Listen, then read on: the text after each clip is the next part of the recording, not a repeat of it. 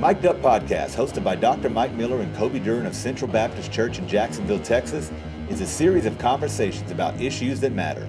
For people who have real questions and doubts, it covers topics of faith, theology, and philosophy in ways that are easy to understand. Ultimately, Mic'd Up is a podcast with a couple of guys having conversations about conversations you are having. Mic'd Up is produced by Al Lambert Jr. at Mic'd Up Studios in Jacksonville, Texas.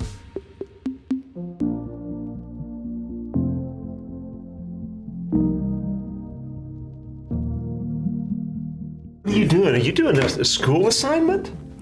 I've got an idea. I want to run it by you real quick. We're going to have to spend about... We're going to have to double our prep time today. Prep time? I didn't know we had prep time. Well, you know, when you double it. Yeah. We're now up to 4 minutes. Oh, Michael. Coble. Al wants us to comment on the debate. Nope. Do you have an imagination? I know everybody has an imagination, but do you enjoy a good fiction book? I read a lot of fiction. I don't like fantasy. So you're not like a Lord of the Rings guy? No, I got 15 minutes into the first movie.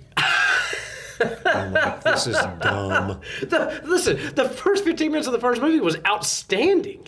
It was dumb, and I'm like, this is just, I gotta go. When I grow up, I'm going to be Gandalf. I don't even know who that is. Wow. Is that the old guy? Man. Is that the guy that looks like a wizard? He is. Whoa. Dude, I'm cringing right now. I'm trying very hard to keep my composure, and it's difficult. I don't like sci-fi. I like realistic movies, What is your top 3 movies? Give me your top 3 movies. I like realistic movies, the Mission Impossible movies. Stuff like that, Oh, man, I just almost spit my Coke at you. James Bond, those kinds of things. Oh, man. Realism. Don't give me a fantasy stuff. The Mission Impossible. Give me your top 3 movies. Top 3 movies. You don't have to give them in order. Just give me 3 movies that you're like, hey, I'm there for them. Okay. The Natural would be one of them. Interesting movie. Baseball movie. I've never heard anybody. That's a good movie. I've never heard anybody put it in their top 3 though. Is that Robert Redford? It's Robert Redford. Yeah. Let's come out of left field here. My Cousin Vinny. Disclaimer: if you're listening and you're looking for a good family movie, watch the made-for-television version. Al's in the background saying, "Yeah, that's my movie." It's hilarious. But my all-time favorite movie is A Man from Snowy River. Golly, I love that movie. Isn't it? And hardly anybody knows about it. And the soundtrack to it. Oh, it's a great soundtrack. But I like the fiction I read spy novels. When I say war movies, or books, but I'm talking about and really the fiction kind, but special operations. You're like a Tom Clancy fan? Oh yeah, Tom Clancy, big time Tom Clancy fan. Yeah, I love that kind of stuff. Yeah. Okay, I like the old John Grisham, his old courtroom dramas. His newer stuff's not as good. Interesting. So I like courtroom, police procedurals. That kind I feel like I know you so much better now. Well, I'm happy for you. Are you ready to do this? I think we should. All right. Well, here goes nothing. Nothing, huh? Here goes something. Here goes something. Okay. Welcome to the Mic'd Up Podcast, where we have the conversations. About the conversations you were having. Ha! Ha!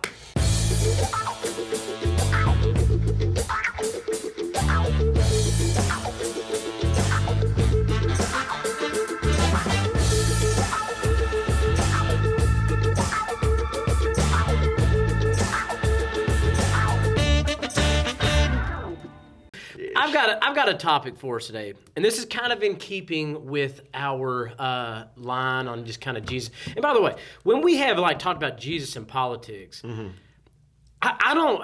You might correct me on this. I'm trying to think. I don't think Jesus ever necessarily made a political statement in his ministry, but some of the statements that he made apply to political things. I would agree. I think the closest thing he got to making a political statement, but if you look at it, it really wasn't, was when he was asked about whether they should pay taxes to Caesar. Yeah. But he turned it on its head. Wasn't it awesome how he was all the time turning stuff? Yeah. And, he tells the guy, says, well, show me a coin whose inscription is on it. And he said, well, Caesar's. He says, well, render under Caesar that which is Caesar's, and render unto God that which is God's. And the profound thing there, people always see Jesus says you should pay your taxes. Well, yeah, he did, but that was not his point. His point is, that's got Caesar's inscription. You're created in the image of God. Yeah. What are you to render to him? Yeah. That's the most important thing there. So while it was, yes, maybe somewhat of a political statement, there was a much deeper statement there. Yeah, so when we're talking about this, like I just want to make sure that our listeners understand. I don't think Jesus was going around just like trying to impact the political environment of first century Israel. I think in reality, what he was doing was just speaking to things that now in our modern context have made their way into the political sphere. Yeah. We in our last episode we talked about abortion. We talked about in vitro fertilization, which by the way the SBC just voted pretty shortly after our podcast. We issued a resolution, and all the resolutions said, the headlines were all about Southern Baptists now oppose IVF. That is false. Basically, all the resolution said is there are some ethical issues related to the disposition of unused embryos, and we addressed some of those in our last podcast. And so we actually lined up really well with what the statement was. Yeah, that was kind of cool because I didn't know that was coming up. I didn't know it was coming up either. But the reason that we are commenting and we're trying to approach it from the perspective of Jesus is like now in our political sphere, people are voting depending on, is a candidate pro-life or pro-choice and stuff like that. Well, Jesus did very clearly make some statements about life and human life in particular. Absolutely. And so that's why we're kind of commenting on these things. I want us to take not necessarily a break from that because it's kind of in the same vein, but I'm on a plan right now, and I'm a little bit behind, but I still have enough time to get it done. I'm trying to finish all of C.S. Lewis's theological writings. Gosh, he wrote like 3 books, didn't he? Something like that. he wrote a few, didn't he? I think people don't realize how many books C.S. Lewis wrote. Right. I mean, you had he was prolific. You had the popular ones. I think a lot of people think of like Mere Christianity, which is outstanding. It is. But man, he has so many books, and some of the ones I've enjoyed the most are actually like some of his like fiction metaphor type books that are speaking to theological things. But he has a book called The Four Loves, and in the second chapter, I've never read it. It's good. I'm not too far into it right now, but in the second chapter, he talks about how some of our loves get distorted, and he goes all in on patriotism. Okay. Now, just to give a disclaimer, I have not read what he's written. So. Right. So I'm gonna be kind of just describing because I'm not gonna read to you. Lewis had an interesting writing style that would be hard to kind of follow. Yeah. So I'm gonna try my best to describe as accurately these 5 points that he made about patriotism. But I do want to say I'm not like a C.S. Lewis scholar. I've definitely read more of him than the average person, and I'm probably a bigger fan of him than the average person. But when it comes to patriotism, he talked about it a lot because the guy was doing a lot of his writing in or around or leading up to World War II. Mm-hmm. And I think that, it's pretty safe to say that as far as the West is concerned, probably the most patriotism that we have seen in the last 200 years was in and around that time. I mean, you had this threat in Nazi Germany for the Western world, and we were like, oh, man, we got to pull together. Right. And so he talks about patriotism a lot, but in this particular book, he talks about he talks about 5 different forms of patriotism. Okay. And then he says, hey, this is and now he uses the word demonic. Now he's not talking about. I feel confident he's not talking about like an actual demon or something like that, but he's just kind of talking about like how it can become get twisted, evil. How it can get twisted. Evil. Yeah. So the first thing that he says about patriotism is that there are some people who are patriotic simply because they have a love of their home, a love of their culture, a love of their way of life, and so on and so forth. Now he said that that's a good thing. I mean, like let's just start there. Like, I mean, would you agree? Like, that, yeah, that's a good thing. A love of the home, a love of the culture, a love of the way of life, that kind of thing. Are we talking about purely as Americans here? Yeah. Well, I mean, let's say like just for us, like in Jacksonville, right? Yeah. Like I might become patriotic for America as a whole because I understand that if I'm going to live this certain way of life that I've I'm used to. Yeah. Like America's going to have to thrive, Like yeah, absolutely. That you want what's best for your country, right? Because it's good for you and it's good for your neighbors and your family and everybody else, right? Yeah. So basically, what he says though, he's like, hey, that's not bad. But then he says that, but it can transition very quickly to where this love of our home becomes our first step of selfishness. Yeah. And that it can become militant to protect the thing that we love against any threat, whether it's perceived or real. Yeah. Do you see that in our culture today? Do you see people that are kind of like slipping into that problem where it's like, hey, I do love my home, but it's now become selfish. I'm now selfish towards it, and I'm also maybe too militant towards threats and that kind of thing. 100%. What are some places that you kind of... Well, and again, it depends on where you are ideologically as to how you're going to view that. But, a lot of the accusations in the last several presidential elections have been each party accusing the other of not being patriotic. And so, well, what are they talking about? Well, one party says to oppose abortion is not very patriotic. Because you're not caring for people. And what that is, abortion is driven by selfishness. Yeah. It's all about my body, my choice. Nobody's going to tell me what to do. To protect a way of life. To protect That's interesting. a way of life. I want to be able to have unprotected sex as much as I want to without any consequences. And I need that to be protected. And the men going, yeah, me too. It's not just women. Me too. Right. I want to be able to have sex without having the responsibility of a child to care for. Yeah. And so there's that. There's the whole LGBTQ stuff. And so the charge is, if you oppose any of this, then you're not patriotic. Well, you go on the other side. And the other camp uses it also with, for example, Second Amendment rights. Okay. Yeah. If I was having a conversation with a guy the other day. The Supreme Court just upheld this law about if you are a domestic abuser, you can't own a gun. Okay, and I'm talking to somebody that says, well, that's a problem because that's a slippery slope and it's going to go too far. Next thing you know, they're going to be taking my guns. I'm like, wait, you're not but the databases can get messed up and what it boiled down to for this guy is I don't want somebody accidentally taking my guns away.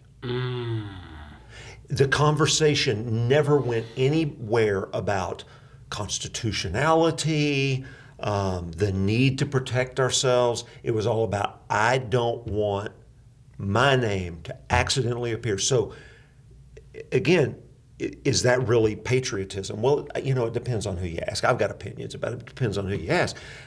And I'm looking thinking, well, why is it unreasonable to say that a guy who beats his wife shouldn't own a gun? Right. Yeah. Or a violent criminal. Which, by the way, the Supreme Court ruled 8-1 on, I think, is what the ruling was, to uphold that law. See, I don't even know who. I think it was Clarence Thomas is the only one that went against it. Yeah. And so you've got the conservatives and the liberals on the court going, well, yeah, this is not that difficult. Common sense. Yeah. So what it becomes is whatever my pet issues are, to give me the life that I want is what I'm going to protect. That's interesting. And it's the American way. See, you and number one, great job thinking on your feet there, man. That's solid. Because I was almost thinking about this from like a foreign affairs position, but you're exactly right. This is probably, for us today, we are so polarized in America. For us today, this idea of patriotism of like, hey, I have a love for my home, a love for my way of life, it has now split the country, literally. Yeah, it has. That is interesting. Yeah, and you're exactly right because I am a gun owner. Me too. And I shoot a lot. Well, okay, let me say, this year I have not, but in the past 5 years, I shoot a lot. Like it's one of my pastimes. I get... it's one of my Sabbath retreats. But you're exactly right. Like if that freedom of mine that I enjoy, if I can't acknowledge like, hey, there's some people that don't need to enjoy that. Right. Now all I'm doing is I'm just protecting a selfish desire in me. That's interesting. Yeah. Yeah. Man, hey. So anyway, Learn something new every day. we can definitely become just all about whatever my self-interest is. Yeah. Anyway, and we can do that on the national stage too, when it comes to what's going to be our involvement in like these international treaties, International Monetary Fund, NATO, environmental causes, and all that kind of stuff. And I don't want to get into the whole environmentalism thing, but can we think about it reasonably without it being, I don't want to lose my pickup? Yeah. Which, by the way, I drive an F-150. Yeah. I like it. Yeah. I want to keep it. You hear that, Ford? Well, we both drive pickups, right? We do. Yeah, I drive a pickup we're too. in East Texas where most people have at least one pickup at their house. Right. And I will say that the reason I drive a pickup is because I have a certain lifestyle that a pickup is it helps that lifestyle, Yeah. That's it. Oh, man, that's some really good stuff right there. Because like I said, I totally thought, my mind was just fixed on the international scene. But you're exactly right. Like a lot of the problems that we have. But it's how's this international scene going to affect me? Right. Yeah. Not what's right, what's wrong. Yeah. And I'm not saying that your position, the conclusion you come to based on how it affects you is necessarily wrong.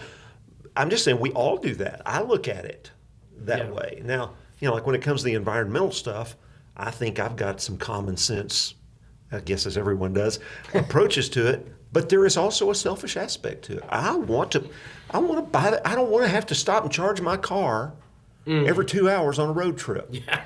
Yeah, I'm with you. And that's what Lewis. One of the things he said about that, he's like, "Hey, look, like if this is you, if you have this love of home, this love of a way of life, that's good. It's okay, but it has to mature into something. It's either going to mature into something evil, which is selfishness, or it's going to mature into something where it's like, hey, I love this, but I love God more. Right. And so if I have to surrender some of it appropriately, and so I thought it was a really good comment from him, and anyways, okay, let's move to the second one. Okay. Now this one right here, this one hit me right in the teeth. I struggled with this one. Lewis can do that too. He can do that. So I'm going to tell you why. Here's the attitude. So the patriotic attitude is a positive attitude towards your country's past. Looking in our history and saying, man, I love America. I am patriotic towards America because of what America has done. I grew up in a home that I adore. I think that my home did a lot of things right. My trajectory out of high school was like military. I come from a military family. Like, I mean, like we have folks, and so like that was that. So like I was just like, hey, like this is a good thing. So you were planning on joining the military? I was planning on joining the military. Oh, yeah, I didn't know that. And some things came up, and I went a different route. Like I kept the military kind of in the back of my mind. I had the opportunity to play soccer in college. Yeah. And so I was like, man, I'm gonna go kind of try that out, and the military's always there type thing. But yeah, so he made the comment like, hey, like that's not a bad thing. You can look at your country's past and see some things in every country, even probably some of the worst countries. Like you see something, hey, this is positive. He's like, but it becomes evil when every bit of history was, man, look at us go there and stuff like that. It can also become evil when everything becomes evil, right? Like it's like there's like this both and where it's like we look at our country's history and I can give you a great example on that too. Come on. So I am one of these guys that I think we are. I believe in American exceptionalism. I mean, our Constitution is it's brilliant. Yeah, it's good. It really is, and the way of government that we have, I think it's deeply flawed in so many ways, but not because of the system, but because of the people in the system, right? But I mean, our founding fathers were brilliant. They were not all Christians. They didn't all love Jesus, but they all did have a respect for those who did. Yeah. And I mean, that is clear, and there's a lot of God language in a lot of the founding documents and so forth and so on. We were not founded to be a Christian nation, but we were founded to be a nation based on religious liberty where the government can't dictate your conscience and tell you what to believe or punish your beliefs. And man, I look at that. But let's just consider... And let's look at both sides of this. Let's look at the slavery issue. So there are some who say, I hate America. It was founded by white people on the backs of slaves. Yeah. Okay? So they can't see anything good, anything positive. On the other side, I've been hearing a lot of these most vocal Christian nationalists today who are literally saying chattel slavery is the best thing that ever happened to the black man. We got him out of Africa. What? We gave him away. Yes, there were some masters who were cruel, but most of them were benevolent. That's not something people are saying, surely. People are saying this? You go listen to guys like this guy, Doug Wilson, and some other guys like that. Oh, my gosh, that have talked about how good it was. And these people are now living in America instead of Africa, where they've got all this opportunity before them, and we did them a favor. Our founders did them a favor. Now, when you either can't see anything positive or anything negative, that is a problem. Yeah. And let's talk about this. Here's something I hear a lot. Man, I just want to go back to the good old days. I want to live in the happy days era. The 1950s when kids could play in the street, and black people couldn't sit at the lunch counter with white people, and they had their own bathroom. I mean, I look back at like the 50s and think, man, life was so much simpler. You could get a job at the factory and your wife could be a stay-at-home mom. You could own 2 cars and a house. I mean, it was just a simpler way of life.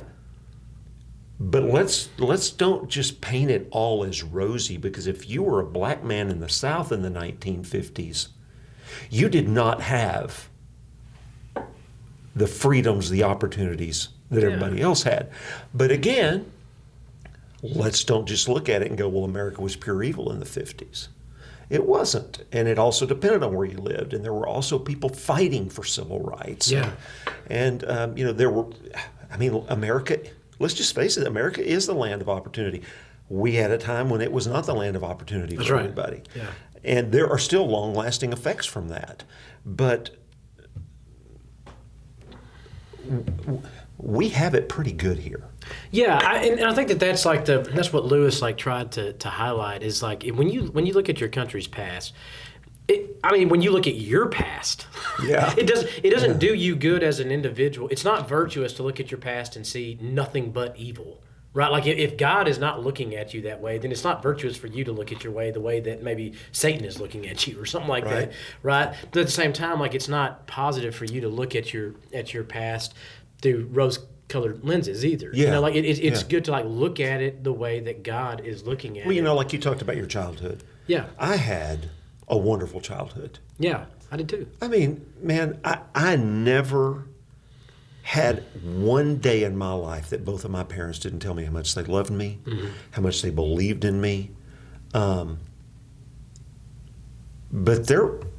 my parents were flawed. I had no spiritual upbringing. I was never taught about Jesus.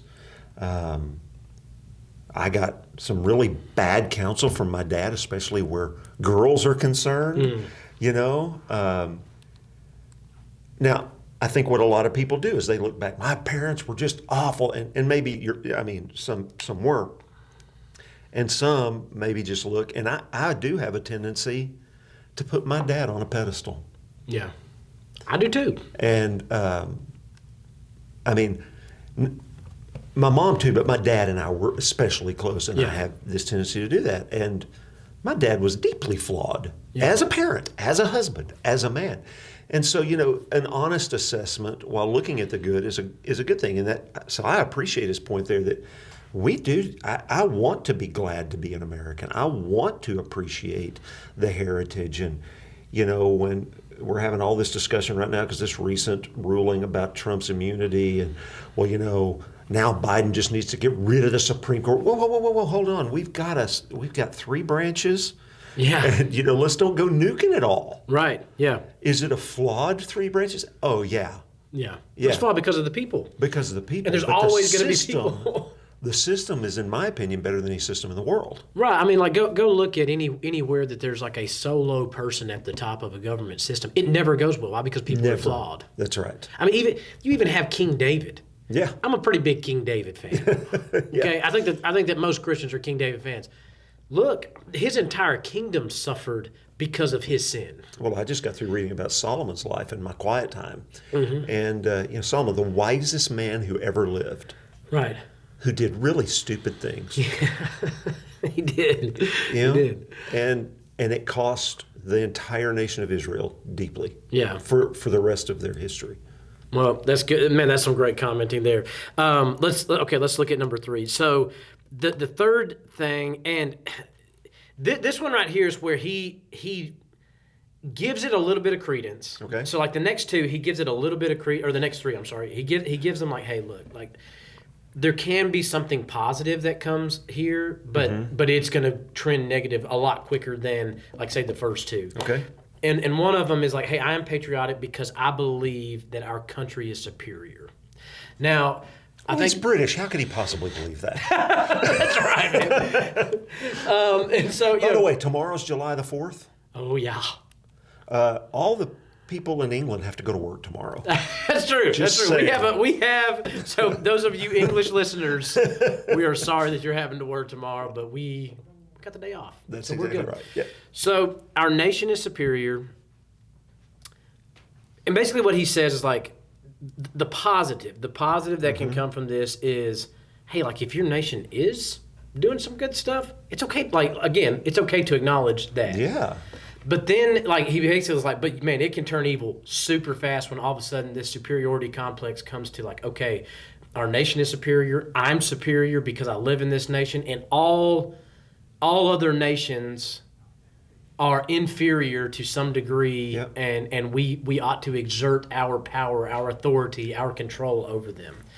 I mean, he talked about like with Wasn't that what the whole colonialism thing was about? Just taking over Africa and the islands, and by the Europeans. Yeah. And our way of life is the better way of life. Yeah, well, and he talked about empire. He's like, the whole English empire, the British empire stemmed from this idea, like, hey, we are more powerful, whatever. So I will say, I'm just going to put my cards on the table. I do believe America is the greatest country on the planet. Yeah, But I also don't want to get in mind that if you're not America, then you need to do what you can to be us. Right. Right? Yeah. Or this idea that because we're the greatest country, we can do no wrong. right. Because we can. And Lewis would affirm you. And I mean, he would say, like, hey, look, if you think that this is good, it's okay. Yeah, I do. I think we got the best system of government. I mean, I love our freedoms. I mean, like even in England right now, they're arresting people for saying the wrong things in public.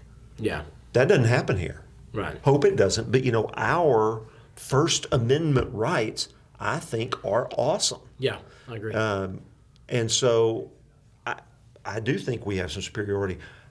But I will tell you, one of the best things you can do is travel abroad. Mm-hmm. I've been to numerous other countries, and I've seen really good things in other countries. Yeah. And,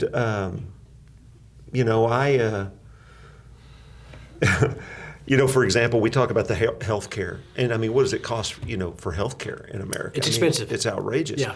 And I want to be clear. I'm not calling for socialized health care. I'm not calling for that. Yeah. But I was flying on an international trip one time and had a kidney stone hit me across mid-Atlantic. I was very, very sick. Yeah, going on a mission trip, right? Yeah, so our first European stop was Amsterdam. Yeah. So they get me off the plane in Amsterdam, and I go to the clinic. There's an urgent care clinic in the airport, Schiphol Airport in Amsterdam. Yeah.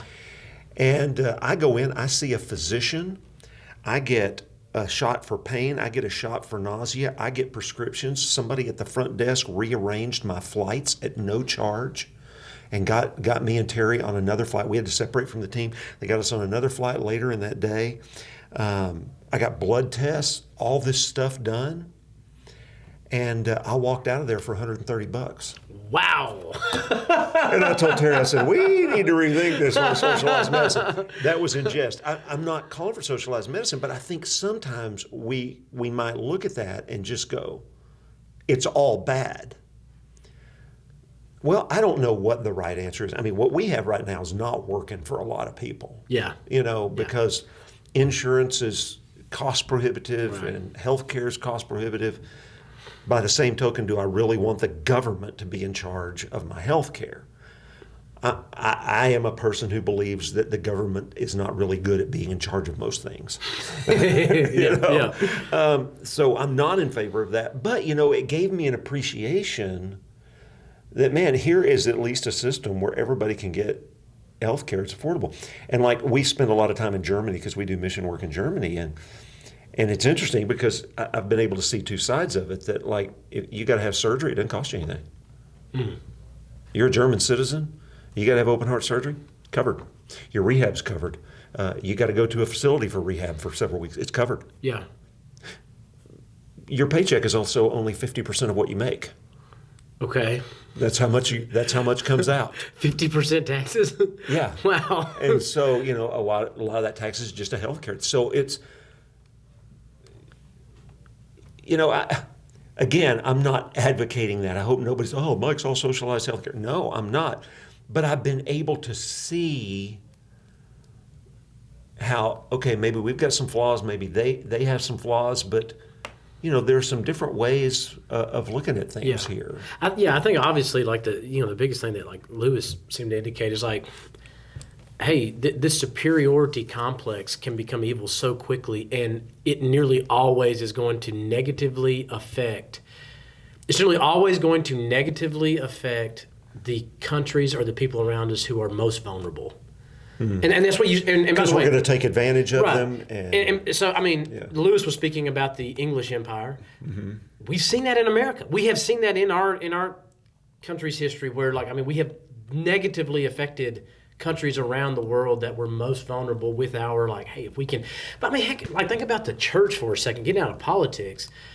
How many books have been written showing the negative side effects of Christian missionaries going to third world countries trying to bring the gospel and Western culture with them because our culture's better? Yeah, you look at like some of the early photographs, even in America, when they were going to, to convert the Native Americans. Yes. Which, by the way, I think needed to happen. Right. Okay. Yeah. Because I think everybody ought to come to Jesus. I agree. Yeah.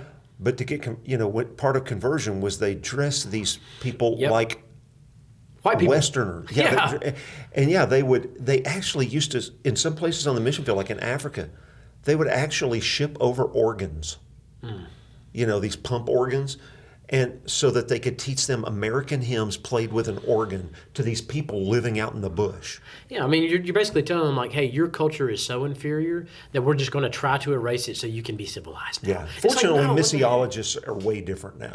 Big time. Yeah. We're not well, like I said, I mean, right. we've seen the books written and the critiques written of like, hey, we appreciate the heart of those missionaries to bring the gospel. We don't appreciate their tactics. Right. Exactly. And so I think that anytime you have this superiority complex, and by the way, these 5 things that Lewis talked about, he said you can basically apply these to anything. Yeah. Not just patriotism, which I think is true. The 4th one, he says, so this one right here is where, man, this is another one. It gets interesting. The 5th one I don't think was super controversial, but this one right here is going to be controversial for some people. Some people, according to Lewis, some people think that are patriotic. They have a love for country because they think that their country is in service to a higher being. Oh, that's God. dangerous. That is dangerous. And he talked about this one right here potentially being the most dangerous. Or at least I think somebody can maybe I would agree. So obviously we have in the Bible countries used by God for his purposes. Mm-hmm. Even pagan countries. Even pagan countries. Yeah.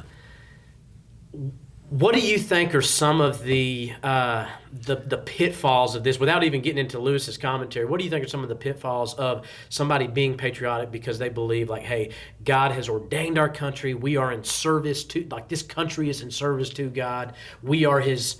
Is harbinger the right word there? I don't know. We're his agents We are in the his world agents for good. Yes. Yes. Yeah. Tell me what you think are some of the negatives that can come from that. Well, for one thing, I do believe that, Christianity, became very strong in the West, and and we became very wealthy. And I do believe that the intention there is to use our wealth to advance the gospel. And by the way, Christianity became very strong in the West very early in Christian history. It did, yeah. I mean, you saw the it moved Roman up in Church. through Europe Yep. and the Roman Empire, and it came over to America. Even though, now we're seeing a post-Christian America, and what we're seeing is that the global churches, where the growth is happening and all Right. that. But anyway, the idea that we are holy, we're like a holy nation or a chosen nation to advance the gospel. I would say that every leader God puts into power, every nation, that should be their purpose, even though it isn't. But you go back and look at, for example, Babylon. God says, I am raising up my servant Nebuchadnezzar. Nebuchadnezzar was a pagan. He didn't worship God. Yeah. God said, I'm going to take this evil man and use his evil for my purposes. And then I'm going to punish him for his evil. Okay, so is it possible God could be using America for his purposes, and then at the end of the day, he's going to punish us? Yeah, it is. And so I think the British Empire saw itself this way. Clearly the Roman Empire. Yeah. They were on God's side, right? Yeah. And I do want to be on God's side, but to think that we are this instrument, that we are God's chosen people for whatever reason, God has a chosen people. It's the church. It's the church. Right. And It's the not- church doesn't have boundaries. Right. Yeah, it doesn't have constitution made by politicians. It doesn't Exactly. have right. And I think that's just And we don't put judges in charge of interpreting that for us, right? Yeah. Well, and and I think that's where, like, for us, I see this one a lot, and this is scary. And I'll be honest, there's been times in my life where I have fallen into this. Okay. It has been a while back, but I mean, I vividly remember growing up, and I don't even necessarily think that this was imparted to me by my mom and dad. But just thinking like America is this Christian nation doing God's will around the world. So if we choose to go into Iraq, we are doing God's work in Iraq. If we choose to go into Afghanistan, those are two of the big major conflicts in my lifetime, right? And by the way, I'm not making a political statement about Iraq or Afghanistan. Yeah, I understand. So don't come Yeah, at me, I know people. what you're saying. But that was my thought back But then we can do no wrong. How can anybody criticize us, right? Exactly. We can do any atrocity we want to because it's a part of God's plan. We are It's just His like agents. You right? see when we're seeing this with some of these celebrity pastors that, hey, that's a man of God. You don't criticize him. Yeah. Yeah. Well, he's preaching heresy. Well, that's none of your business. God raised him up. Yeah. Whoa. Hold on a second. So then America goes and does something evil. Yeah. Well, you can't criticize that because we're God's agents. I mean, I've heard people talk about. I mean, we have to acknowledge that. And by the way, this was the Spanish that came and did a lot of evil against the Native Americans. Yeah. Now that evil persisted onto the the creation of America, and I mean we have our history of Native Americans, but I mean it started with the Spanish coming over and stuff like that. But I've heard people try to defend that as if we had to, and it's like Right. it's like it wasn't that bad. It's like no, there was a entire But this is sort of civilization that consequentialist mindset that however you get there, as long as the outcome is good, it's good. Yeah. That goes back to the whole chattel slavery. Yeah, but look, now these black people are living here. They're not living in Africa. Yeah, that's just evil. That's an evil Yeah. mindset, and I think and I hope. I don't know. I feel like this is that number 4 something that we have to be very careful of. I think that Lewis. I think if I'm trying to be as fair to Lewis as I possibly can, I think that he would say that this is probably the most dangerous. That he talks about number 5. Let's get to number 5 real quick because he talked about number 4 is probably the most dangerous. He talked about number 5 being very dangerous, maybe even more dangerous, but he thinks it's subconscious. Okay. And the thing that he brings here is hey, I am patriotic because if America, I'll use America. Obviously, he wasn't an American. If America was doing blank, blank, and blank, and blank, which I know are evil, I would not love America. But clearly, we're doing none of those things. let's move on about our day. And it's basically like this denial that, like, hey, I am patriotic because I'm choosing to not see what is going on around me. And it's like this like subconscious thing. And I'll say this right here. One of the things that I've told people for a while, and I mean, you may disagree with me. We might disagree on this. I don't want to presuppose that you would agree. But I mean, I'll look at America and since Roe v. Wade. Yeah. And the numbers on like abortions per day, they fluctuate. But like at one point in time, I remember, one statistic like there's like 3,000 abortions per day. Yeah, it got up to like 1.3 million a year or something like that. It's insane. Yeah. So, by the way, we have some of the most liberal abortion policies of any country in the world. Yes. Like we're in the top 7. Yes. And so, like when I hear people say like, well, God is going to bless us. We are a good nation. Mm-hmm. I have told people for a while now, and they'd never liked this, is like, why would God bless a country that is purposefully killing 3,000 babies per day? Agreed. Yeah. And then nearly always the response is, well, we do a lot of it. But it's like no, we have to face that. Yeah. We're only going to talk about the good stuff. Yeah. And so, this denial that comes from this We're in a country right now where our administration is trying to lower the age that you can mutilate the genitals of children. That's evil. It is pure evil. Mm-hmm. And, I mean, even in Europe, progressive Europe, they're dialing back on this stuff, and we're trying to push it even further. Right. Yeah. And so like it is like it's something that I think that the people who are patriotic that are in denial, like I do, there's a little bit of pity because I've been there. You don't want to become hypercritical, obviously, of what's going on right now. You don't want to become hypercritical, but at the same time, you can't just live unconscious. So the hypercritical is there was a politician running, I don't remember. He may have even been one of these presidential candidates. Again, didn't go far, but I know he's a Senate candidate. I'm confused. I'm probably confusing people here. But there was this one guy. He gets in a pulpit of a church.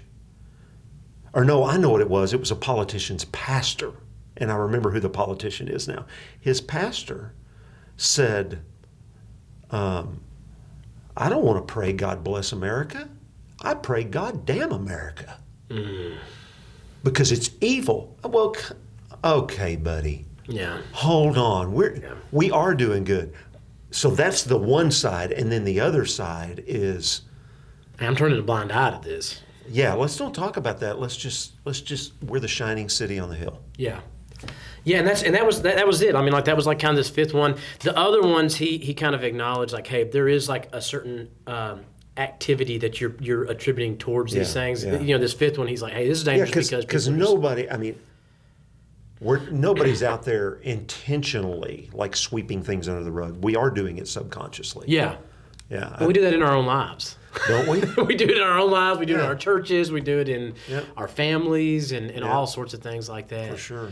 So those in fact, I was writing an article this week that just got published. Oh, yeah, I saw that last night.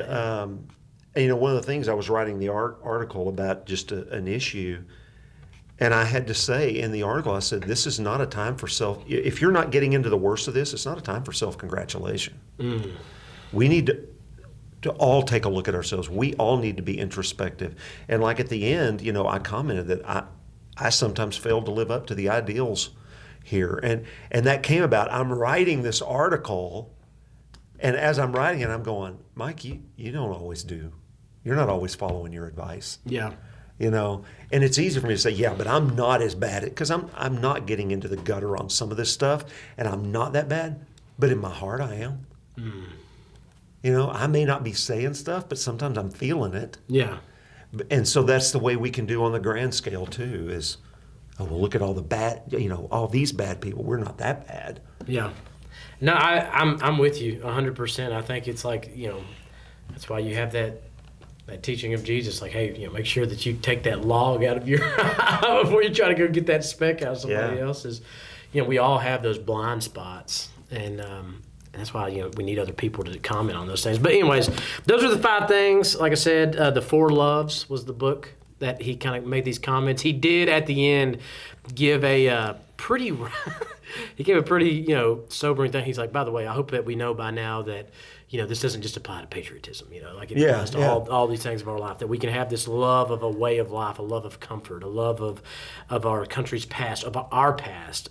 We can think we're superior. We can think we're in the service of a superior being, and all these things, and we can even have denial. So that's kind of it. We got to be careful. Patriotism is a good thing. It is, and I would end with this word from Jeremiah. Okay, come on. Who is prophesying about the captivity, people being sent into exile. And I like this because you see this exile captivity language in the New Testament to describe we're strangers, we're aliens, we're foreigners, we're sojourners in a foreign land. Talking about as Christians, we're citizens of a higher kingdom. We're just passing through this land. We're held captive in the world now. We're exiles. We're strangers. And this is a great word that he says, look, you're going to be exiled to a foreign land. Yeah. And he says, but seek the welfare of the city where I've sent you into exile. Yeah. And pray to the Lord on its behalf. Yeah. For in its welfare, you will find your welfare. Yeah. So I would just say, let's don't be blind. Let's also don't be overly critical. And the best thing we can do is remember we're citizens of another country. Yep. But while we're here, let's seek the welfare of where we live. Yeah. So if you're a Christian in America, work for the good of America. You can only work for the good of America if you're honest about it. Yep. If you're a Christian in China, work for the good of your country. Does that mean endorsing, like the evil that your country's doing? No, that's not the good of your country. Yeah. How can you work for the good of your country? If you're in Iran as a Christian, I know we don't have any listeners in Iran, at least that we know of. Yeah. This evil, bloodthirsty regime there. Well, what can you do to work for the good? How can you be a voice of reason? I don't know what that is, but let's seek the best for where we live. Yeah. We have to be honest. We can't whitewash be selfish. Everything. We can't be selfish. Yep. Can't have the superiority But at complex. the same time, there's a benefit for us. In its welfare, we find our welfare. Yeah. You see these things, like the cure to number one is selflessness. The cure to number two is honesty. The cure to number 3 and 4 is humility. The key to number 5, again, is like this kind of introspective, like, hey, I need to constantly be in accountability. Like if you put those 5 Christian virtues and you apply it to these things, all of a sudden you can have a healthy patriotism. Right. And I think that that's what Lewis encouraged. It's not a virtue to be unpatriotic, but it's not a virtue to be. And again, I've quoted him so many times on this, but I love Russ Moore, says we are Americans best when we're not Americans first. Golly, that's a good line. That's one of my favorite lines ever. That's a good job, Russ Moore. Again. Well done. Yeah. Well done. Well, that's all I got, Mike. Well, that's all I got, Coby. You think we should call it a day? Let's call it a day. All right. Thanks for listening, everybody. See ya. Bye.